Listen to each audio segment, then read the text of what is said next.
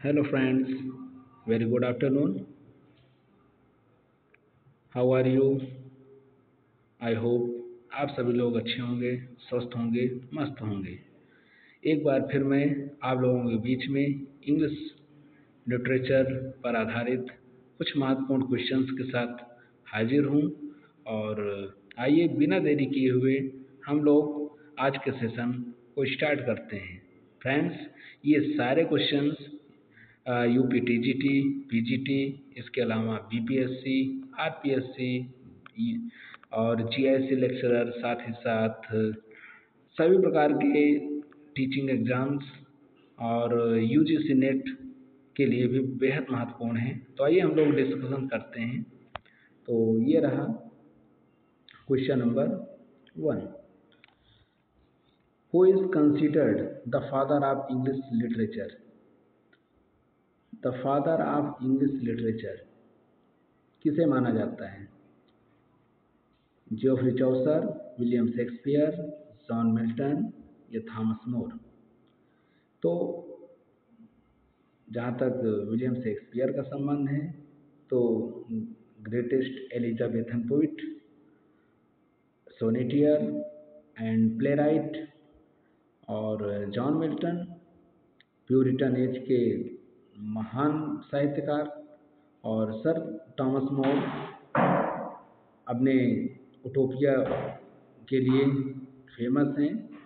लेकिन यहाँ पे जो करेक्ट आंसर है the father of English literature वो है जियोफ्री चौसर। जियोफ्री चौसर का जन्म 1343 में हुआ और इनका निधन 1400 ईस्वी में हुआ। जहाँ तक जियोफ्री चौसर का संबंध है तो ये कैंटरबरी टेल्स के लिए जाने जाते हैं। किसके लिए? Geoffrey Chaucer was known for Canterbury Tales. Next, who is known for his poem the Wasteland? कौन अपनी पोम वेस्टलैंड के लिए जाना जाता है? A landmark work of modernist poetry. सबसे पहले ये जानते हैं कि द वेस्टलैंड कब आया? यह आया 1922 में आया। इसके कितने पार्ट हैं? तो इसमें 5 पार्ट्स हैं और इसकी जो शुरुआत है April is the cruellest month यहाँ से होती है। तो इसका जो राइटर है वो हैं T S. Eliot. T S. Eliot American poet, by birth American, by adoption British citizenship. Next, the term Southern Gothic is associated with literature set in which region of United States? Southern Gothic is associated यानी southern Gothic का जो संबंध है United state के किस क्षेत्र से है? न्यू इंग्लैंड से है या साउथ से है या द मिडवेस्ट से है या द वेस्ट से है? तो करेक्ट आंसर यहाँ पर फ्रेंड्स क्या है? Option number B, the south. और इसके लिए कौन जाना जाता है? William Faulkner. Next, who is known for his novel Moby Dick? Moby Dick एक बेहतरीन वर्क और ये इनफैक्ट एक नॉवेल है। और यहाँ पे क्वेश्चन में पूछा जा रहा है कि मोबी डिक के लिए कौन जाना जाता है और which explore themes of obsession. Moby Dick में जो थीम्स है वो ऑब्सेशन का है, रिवेंज का है एंड नेचर ऑफ एविल का है। तो यहाँ पे पूछा जा रहा है कि मोबी डिक किसका नॉवेल है? क्या हरमन मेलविले का है या नथानियल हॉथॉर्न का है या एडगर एलन पो और Ralph Waldo Emerson? Waldo Emerson best poet of America और एडगर एलन पो अपने जो है जासूसी भरे वर्क के लिए जाने जाते हैं। और लेकिन यहाँ पे जो करेक्ट आंसर है वो है ऑप्शन नंबर यहाँ पर A is correct. Next, the term beat generation originated from which writer's novel? वो कौन सा नॉवेलिस्ट है जिसके नॉवेल से बीट जनरेशन वर्ड का उद्भव हुआ था? क्या वो एलन जिन्सबर्ग हैं या जैक केरॉक हैं या विलियम एस ब्रा हैं या लॉरेंस फर्लिंगटी हैं। तो इसमें करेक्ट आंसर क्या है फ्रेंड्स? तो करेक्ट आंसर यहाँ पर ऑप्शन नंबर बी, जैक केरॉक।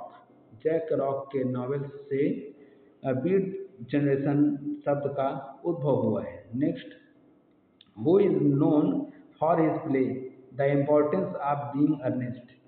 एक प्ले है और जिसका नाम है the importance of being Ernest.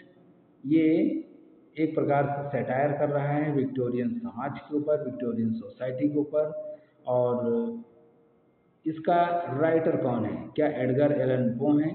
तो जी नहीं, एडगर एलन पो ये अमेरिकन थे। ऑस्कर वाइल्ड या जॉर्ज बर्नार्ड शॉ या हेनरिक इब्सन। जीवी शॉ 1925 में इनको नोबेल प्राइज मिला था। जो करेक्ट आंसर यहाँ पर जो फ्रेंड्स है वो है option number B, Oscar Wilde wrote this play which name is the importance of being earnest. Next, the term magical realism. Term magical realism is associated which literary movement. Question है कि किस साहित्यिक movement से magical realism शब्द का संबंध है? क्या ऑप्शन नंबर ए, पोस्ट मॉडर्निज्म या सरेलिज्म या रियलिज्म या modernism. Which is the correct answer? तो करेक्ट आंसर यहाँ पर है option number A, post modernism. Magical realism is associated with famous literary movement which name is post modernism. Next, who is known for his tragic play Hamlet, exploring themes of revenge, madness and morality। कौन है जो अपने tragic play Hamlet के लिए जाना जाता है, जिसमें रिवेंज, मैडनेस और मोरालिटी जैसे विषय वस्तु हैं? क्या क्रिस्टोफर मार्लो ने लिखा? ये भी एलिजाबेथन एक प्रकार से प्ले राइट हैं। विलियम शेक्सपियर हैं। बेन जॉनसन हैं। Ben Jonson comedy of humour के लिए जाने जाते हैं। और थॉमस मिडल्टन है। लेकिन करेक्ट आंसर है option number B, William Shakespeare. William Shakespeare को द बार्ड ऑफ एवन भी बोला जाता है। क्यों? क्योंकि इनका जो गांव है, इनका जो विलेज था वो एवन नदी के तट पर था। Next, the modernist movement was characterized by a break from traditional forms and focus on which of the following? Modernist movement was characterized। तो जो मॉडर्निस्ट मूवमेंट है इसकी पहचान किस चीज़ से है? क्या फ्रेगमेंटेशन एंड एलाइनेशन से है, या रोमांटिक आइडियल्स एंड सेंटिमेंटलिटी से है, या कन्फॉर्मिटी एंड ट्रेडिशन से है, या realistic portrayal of daily life से है? तो करेक्ट आंसर यहाँ पर है fragmentation and alienation. Modernist movement का जो संबंध है वो किससे है? Fragmentation and alienation.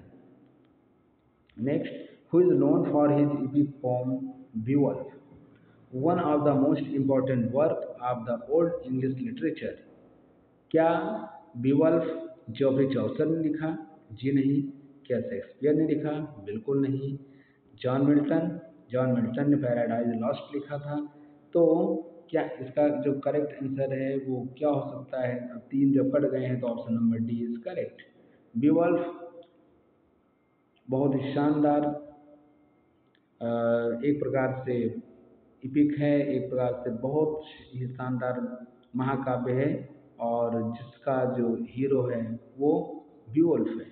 Next, which literary movement emerged as reaction against the constraint of Victorian society? वो कौन सा मूवमेंट है जो विक्टोरियन सोसाइटी जो तत्कालीन विक्टोरियन सोसाइटी थी उसके प्रतिक्रिया में एक प्रकार से वो उद्भव हुआ था? तो क्या वो एस्थेटिसिज्म है, या डेकाडेंस है, या रियलिज्म है, या रोमांटिसिज्म है? तो यहाँ पे जो करेक्ट आंसर है option number B, decadence. Next, who wrote the novel Wuthering Height? Wuthering Height नामक नॉवेल किसने लिखा, जिसमें जो एक कहानी बताती है प्रेम की, रिवेंज, और जिसकी जो सेटिंग है वो यॉर्कशायर मूड्स में है। अगर कोई पूछे वुदरिंग हाइट की सेटिंग क्या है तो यॉर्कशायर मूड है। अगर कोई थीम पूछे तो बता देना है लव एंड रिवेंज है। तो कि इसको किसने लिखा, तो सभी लोग जानते हैं, it was written by Emily Bronte. ठीक है।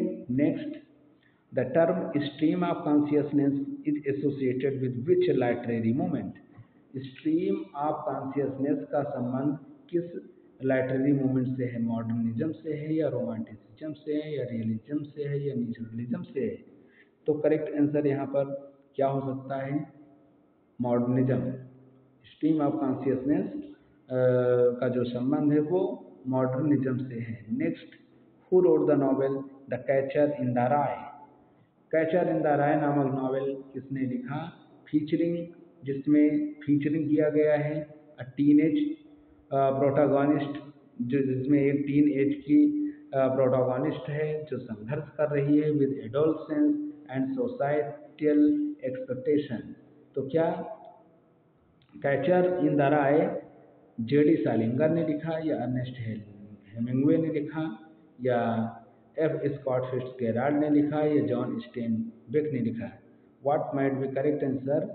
तो जहाँ तक अर्नेस्ट हेमिंग्वे का संबंध है तो अर्नेस्ट हेमिंग्वे अपने नॉवेल्स के लिए फेमस हैं, जाने जाते हैं, और 1954 में इनको नोबेल प्राइज भी मिला था साहित्य के क्षेत्र में। लेकिन करेक्ट आंसर यहाँ पर है option number A, JD Salinger wrote the novel the Catcher in the Rye. Next, the transcendentalist movement in American literature. जो ट्रांसेंडेंटलिस्ट मूवमेंट था जो अमेरिकन साहित्य में बेहद विख्यात था, emphasized the importance of which concept? जिसमें इसमें किस प्रकार के कॉन्सेप्ट को समाहित किया गया? क्या इंडिविजुअलिज्म है इसमें, या इंडस्ट्रियलाइजेशन है, या कन्फॉर्मिटी है, या मटेरियलिज्म है? तो ट्रांसेंडेंटलिस्ट मूवमेंट में क्या है? इंडिविजुअलिज्म है या इंडस्ट्रियलाइजेशन है? What might be correct answer? तो करेक्ट आंसर, चूँकि मैंने आपको बताया कि ए या बी में से हो सकता है, और करेक्ट आंसर है option number A, individualism.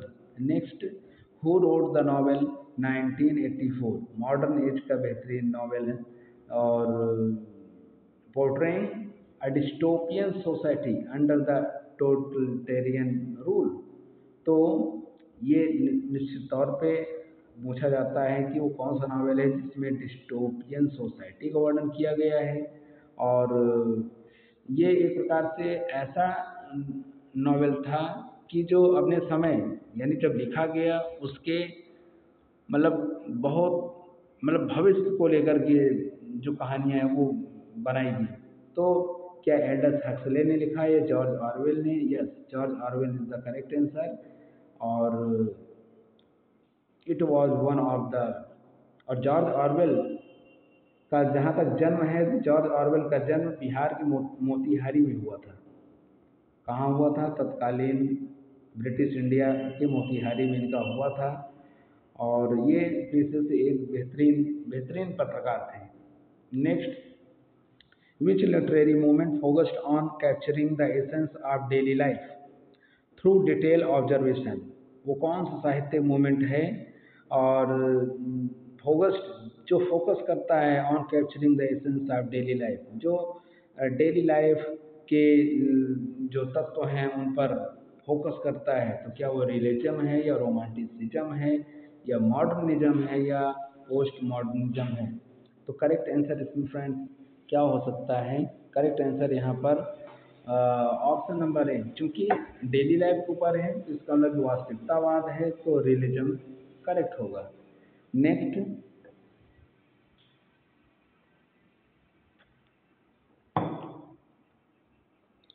Who is known for his play Romeo and Juliet? Romeo and Juliet के लिए कौन जाना जाता है? रोमियो एंड जूलियट एक ट्रेजेडी है और जिसमें दो नौजवान प्रेमी प्रेमिका फ्यूडिंग फैमिलीज मतलब ऐसे परिवार से हैं जो एक दूसरे के सदैव विरोध में रहे हैं, मतलब दो दुश्मन परिवारों से वो प्रेमी प्रेमिका संबंध रखते थे। तो रोमियो और जूलियट ट्रेजेडी किसने लिखा? विलियम शेक्सपियर ने। Next, which literary movement focused on the exploration of the subconscious mind and dreams? वो कौन सा लाइटरेरी मूवमेंट है जो एक्सप्लोर करता है किसको? सबकॉन्शियस माइंड एंड ड्रीम्स को।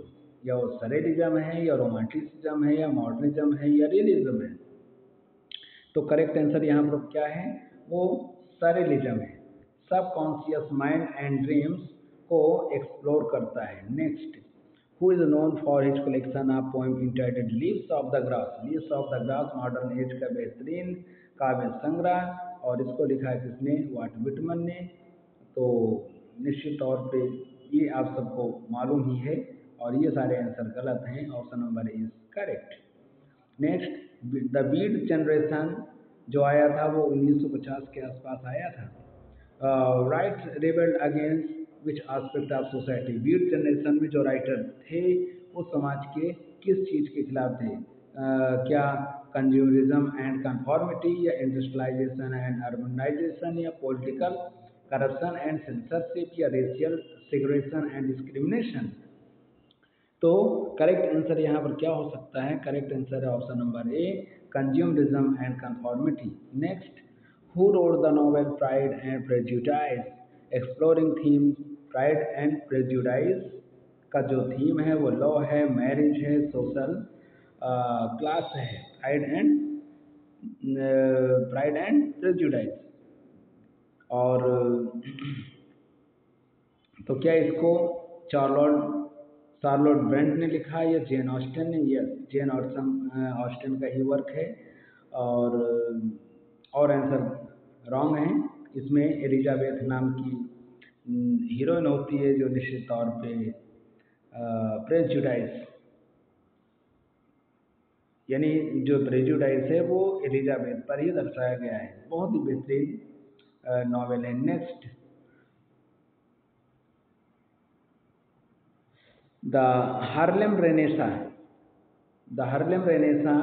Was a literary movement. एक ऐसा मूवमेंट था primarily involving which group of people? Harlem Renaissance में किस प्रकार के लोग शामिल थे? क्या अफ्रीकन अमेरिकन थे, या हिस्पैनिक अमेरिकन, या एशियन अमेरिकन, या नेटिव अमेरिकन? तो what might be correct answer? तो करेक्ट आंसर है यहाँ पर African American. African American were involve in Harlem Renaissance.